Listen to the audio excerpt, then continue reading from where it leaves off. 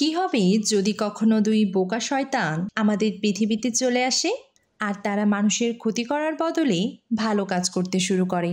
হ্যাঁ, আমাদের আজকের গল্পটি দুই বোকা শয়তানকে নিয়ে, যারা শাস্তি পেয়ে পৃথিবীতে এসেছিল ঠিকই, কিন্তু পৃথিবীর রঙিন জীবন আর ভালোবাসার গল্প তাদের মন বদলে দেয়। আর ঘটতে থাকে মজার মজার সব কাণ্ড কারখানা। রোমান্টিক ঘরানার ফ্যান্টাসি মুভির গল্পটি আপনাদের অবশ্যই ভালো লাগবে। তাহলে চলুন গল্পটি শুরু করা যাক। গল্পের শুরুতেই আমরা হেলের প্রধান শাসক লুসিফারকে দেখতে পাই। সে বেশ ক্ষিপ্ত, কারণ কিছুক্ষণ আগে ঘটে যাওয়া এক বিস্ফোরণে নরকের সবকিছু অগোছালো হয়ে তাদের শাস্তি দেওয়ার নিয়ম ভেঙে পড়েছে। তাই সে তার সহকারীদের নির্দেশ দেয় যেন তারা অতি শীঘ্রই সবকিছু গুছিয়ে ফেলে। লুসিফারের নির্দেশে সবাই যে যার কাজে লেগে পড়ে। এদিকে দুই শয়তান পল ও লিও বিশাল এক ভুল করে বসে। তারা উনুনে জ্বলতে থাকা একটি বড় কড়াই ফেলে দেয়, যার ভেতরে ছিল এক পাপী আত্মা। সুযোগ পেয়ে সে বাইরে বেরিয়ে আসে এবং নরক থেকে পালিয়ে যায়। সব শয়তান মিলে তাকে থামানোর চেষ্টা করে, কিন্তু তারা ব্যর্থ হয়। আর এই বিশাল ভুলের জন্য লুসিফার তাদের উপর প্রচণ্ড রেগে যায় এবং তাদের শাস্তি ঘোষণা করে। সে নির্দেশ দেয়, ঠিক 1 মাসের মধ্যেই, অর্থাৎ চাঁদ একবার পৃথিবীকে ঘুরে আসার আগেই তোমাদের এক একজনকে একটা করে পাপী আত্মা খুঁজে আনতে হবে। আর যদি তোমরা এ কাজে ব্যর্থ হও, তাহলে তোমাদের কঠিন শাস্তির সম্মুখীন হতে হবে। লুসিফার জানতো পল ও লিও যেমন দুষ্ট তেমনই বোকা, তাই সে তাদের পৃথিবীতে পাঠিয়ে দেয়। যদিও তারা হতাশ হয়ে পৃথিবীতে এসেছিল, কিন্তু পৃথিবীর সৌন্দর্য দেখে তারা মুগ্ধ হয়ে যায়। এদিকে পৃথিবীর মানুষদের জীবনযাপন, খাদ্যাভ্যাস সম্পর্কে তারা কিছুই জানে না। তবে তাদের লক্ষ্য একটাই, নরকে ফিরে যেতে হলে যেভাবেই হোক দুইজন পাপী মানুষকে খুঁজে বের করতে হবে। শুরু হয় পাপী মানুষ খুঁজে বের করার কাজ।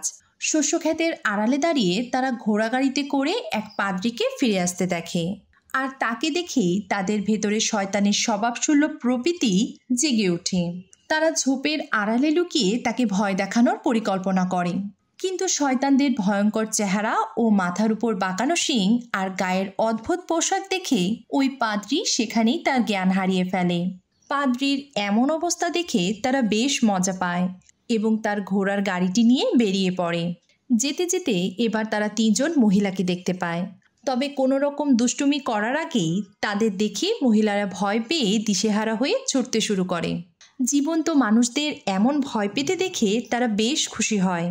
আর একটু সামনে আসতেই তারা দেখে এক লোক পুকুরে মাছ ধরছে, কিন্তু তাদেরকে আসতে দেখেই সেও প্রাণ ভয়ে পানিতে ঝাঁপিয়ে পড়ে। প্রথমে কিছুটা খুশি হলেও এবার তারা বুঝতে পারে মানুষ আসলে শয়তানদের ভীষণ ভয় পায়। এভাবে তারা কোনো পাপীকে খুঁজে বের করতে পারবে না। তাই তারা নিজেদের চেহারা পরিবর্তন করে একেবারে সাধারণ মানুষের মতো হয়ে যায়, যেন মানুষ তাদের দেখে ভয়ে পালিয়ে না যায়। এরপর তারা তাকে বিদায় জানিয়ে বনের ভেতরে প্রবেশ করে এবং এক বৃদ্ধা মহিলাকে দেখতে পায়, যিনি কাঠ সংগ্রহ করছিলেন। তারা সেই বৃদ্ধা মহিলাকে প্রশ্ন করে, আপনি কি কখনো পাপ করেছেন? বৃদ্ধা উত্তর দেয়, আমি সৃষ্টিকর্তায় বিশ্বাস করি এবং সৎ পথে চলতে পছন্দ করি। এই কথা শুনে শয়তানেরা তাদের জাদুশক্তি দিয়ে বৃদ্ধাকে সাহায্য করতে শুরু করে এবং বৃদ্ধাও তাদের এই সাহায্য উপভোগ করতে থাকে। আর সেই বৃদ্ধা মহিলাকে সাহায্য করার মাধ্যমে শয়তানেরা প্রথমবারের মতো বুঝতে পারে আসলে সত্যিকারের দয়া ও ভালোবাসা কেমন হয়।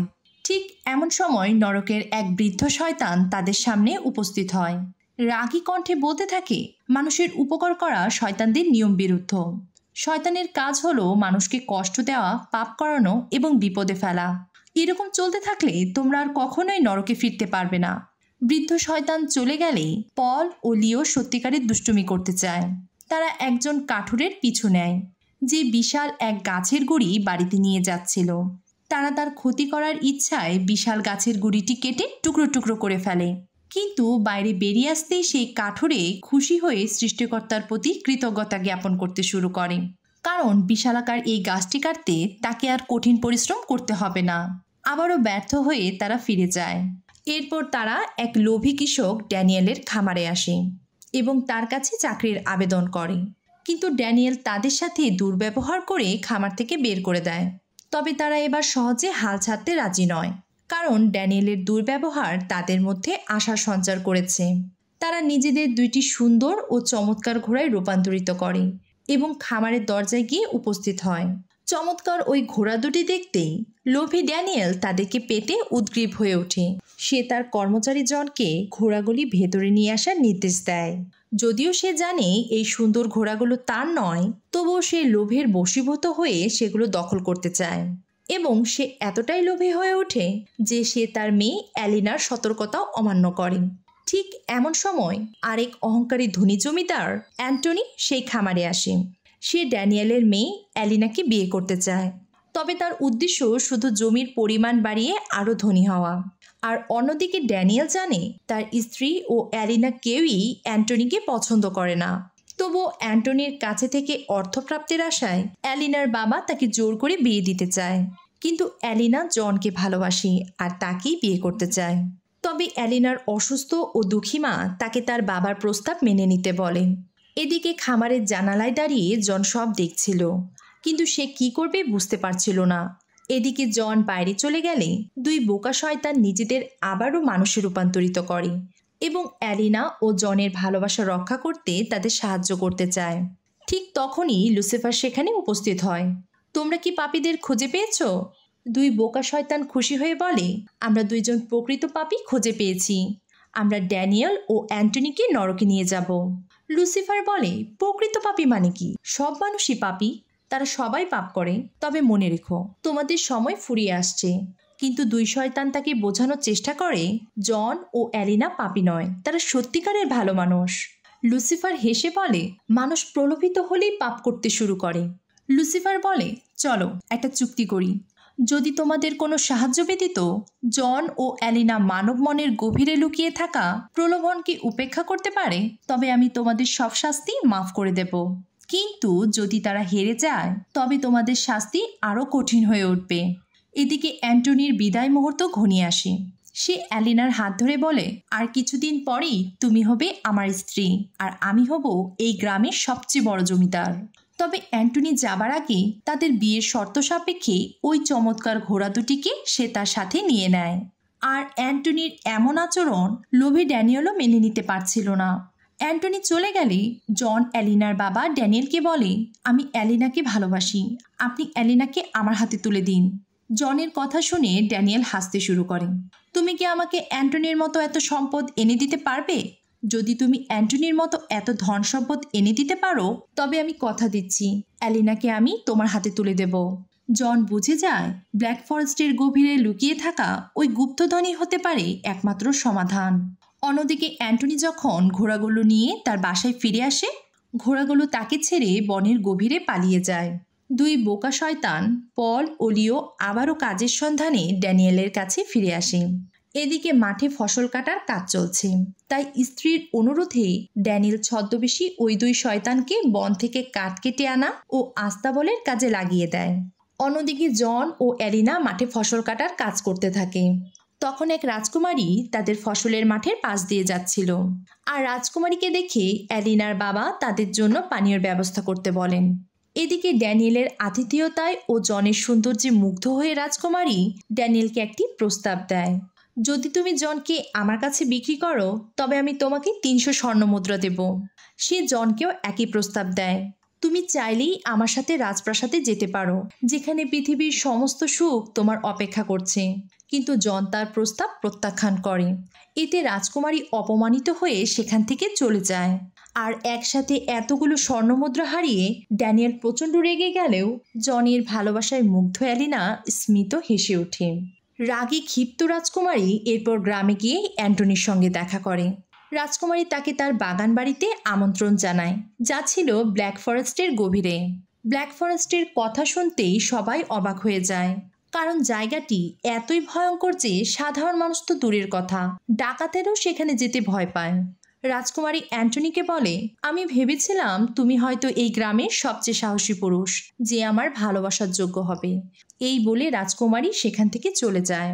অন্যদিকে ফসলের মাঠ থেকে ফিরে আসার সময় অ্যালিনা এক আহত যুবরাজকে দেখতে পায়। সে জানায় ব্ল্যাক ফরেস্ট থেকে ফেরার পথে তাকে আক্রমণ করা হয়েছে। অ্যালিনা ও জন তাকে উদ্ধার করে তাদের খামার বাড়িতে নিয়ে আসে। অ্যালিনার আন্তরিক সেবায় অল্প সময়ের মধ্যে সে কিছুটা সুস্থ হয়ে ওঠে। অ্যালিনার সরলতায় যুবরাজ তার প্রতি ভালো লাগা অনুভব করতে শুরু করে এবং তার বাবার কাছ থেকে একটি ঘোড়া ধার করে সেখান থেকে চলে যায়। এরপর অ্যান্টনি ব্ল্যাক ফরেস্টের দিকে রওনা হয়, আর ব্ল্যাক ফরেস্টের গভীর আসতেই সে ওই রাজকুমারীর প্রাসাদের খোঁজ করতে থাকে। যখন সে তাকে খুঁজে পায়, রাজকুমারী তাকে বলে জন ও অ্যালিনাকে একটি উচিত শিক্ষা দিতে হবে। যদি তুমি তা করতে পারো তাহলে এই রাজ্য এবং এই রাজকন্যা তোমার হবে। রাজকুমারীর এমন প্রস্তাবে অ্যান্টনি রাজি হয় এবং চক্রান্ত করতে শুরু করে। এদিকে হঠাৎই রাজকুমার খামারে ফিরে আসে। সে অ্যালিনার প্রতি তার আগ্রহ প্রকাশ করে এবং তাকে ভালোবাসার প্রস্তাব দেয়, কিন্তু অ্যালিনা তাকে প্রত্যাখ্যান করে। সবকিছু বুঝতে পেরে লোভী ড্যানিয়েল অ্যালিনার মত পরিবর্তনের বিষয়ে রাজকুমারকে আশ্বস্ত করার চেষ্টা করতে থাকে, আর ড্যানিয়েলের কথায় খুশি হয়ে রাজকুমার তাকে বেশ কিছু স্বর্ণমুদ্রা উপহার দেয়।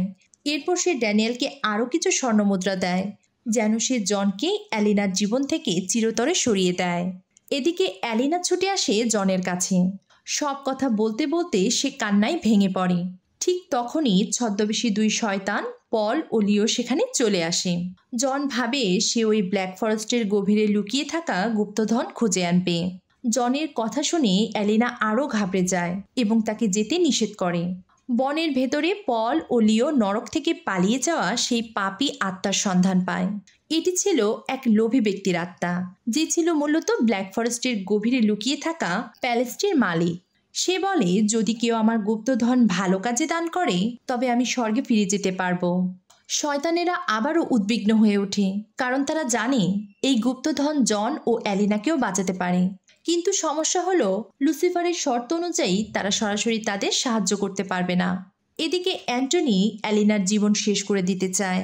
সে তার উপর বিশাল এক পাথর ছুঁড়ে মারার সিদ্ধান্ত নেয়, কিন্তু হঠাৎই অ্যালিনার মা সেখানে চলে আসায় সে ব্যর্থ হয়। তবে সে সহজে হাল ছাড়ার পাত্র নয়। সে অ্যালিনার বাবা ড্যানিয়েলের সাথে মিলে জনকে মারার পরিকল্পনা করে। সবশেষে সে রাজকুমারীর কাছে গিয়ে জানায় কালকের মধ্যেই কাজ শেষ, জন ও অ্যালিনা আর থাকবে না। অ্যান্টনির কথা শুনে রাজকুমারী স্মিত হেসে তাকে তার কাজ শেষ করতে বলেন। এদিকে জন ব্ল্যাক ফরেস্টের গুপ্তধনের খোঁজ করতে থাকে, আর অ্যান্টনি এক নৃশংস পরিকল্পনা করেন। সে একটি বিষাক্ত সাপ সংগ্রহ করে অ্যালিনার ঘরে ছুঁড়ে মারে, আর একেবারে ঠিক অন্তিম মুহূর্তে সেই ছদ্মবেশী শয়তান পল এসে অ্যালিনাকে বাঁচিয়ে দেয় এবং সে অ্যালিনাকে জানায় অ্যান্টনি ও তার বাবা মিলে তাদেরকে ধ্বংস করার চক্রান্ত করেছে।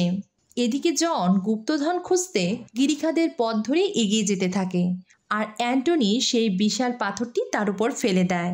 সব নিশ্চুপ হয়ে গেলে সে ভাবে জন শেষ। আরেক ছদ্মবেশী শয়তান লিও এসে জনকে উদ্ধার করে এবং সব সত্য তাকে জানিয়ে দেয়। সব শুনে জন দৃঢ়প্রতিজ্ঞ হয়ে জানিয়ে দেয় সে অবশ্যই গুপ্তধন খুঁজে বের করবে। এই বলে সে ক্যাসেলের আরও গভীরে প্রবেশ করে, আর নিচের অংশে নেমে আসতেই ক্যাসেল মালিকের সেই পাপী আত্মা তার সামনে আসে এবং বলে, আমার গুপ্তধন তুমি পাবে যদি তুমি সত্যি সৎ ও দানশীল হও। জন তাকে আশ্বস্ত করে, আমি শুধু আমার প্রয়োজনীয় অংশটুকু নেব এবং বাকি অংশ আমি দান করে দেব। এবার সেই আত্মা তাকে ওই গুপ্তধনের সন্ধান দিয়ে দেয়। সৎ ও নির্ভীক জনের হাত ধরে উন্মোচিত হয় সেই ব্ল্যাক ফরেস্টের গভীরে লুকিয়ে থাকা ওই গুপ্তধনের রহস্য। এদিকে অ্যান্টনি আবারও রাজকুমারী সামার হাউসে ফিরে আসে। এক ক্রূর হাসি হেসে সে রাজকন্যাকে জানায়, আমি জন ও অ্যালিনার সমস্যা একেবারে শেষ করে দিয়েছি। সব শুনে রাজকন্যা তার সামনে তাদের বৈবাহিক চুক্তিপত্র এগিয়ে দেয়।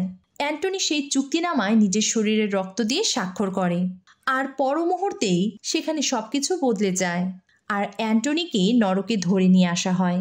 এদিকে ড্যানিয়েল রাজকুমারকে তাদের চক্রান্তের সবকিছু ব্যাখ্যা করে। সেভাবে তাদের চক্রান্ত সফল হয়েছে। সে রাজকুমারের সঙ্গে অ্যালিনার বিয়ের চুক্তি সই করতে চায়, আর ঠিক তখনই জন সেখানে উপস্থিত হয়। অ্যালিনার সাথে বিয়ের শর্ত অনুযায়ী সে ড্যানিয়েলকে স্বর্ণমুদ্রাও এনে দেয়, কিন্তু ড্যানিয়েল তার শর্ত ভেঙে নিজের রক্ত দিয়ে চুক্তিপত্র স্বাক্ষর করতে শুরু করে, আর ঠিক পর মুহূর্তেই সেও নরকে চলে আসে। সব দেখে লুসিফার ঘোষণা করে সে বাজিতে হেরে গেছে।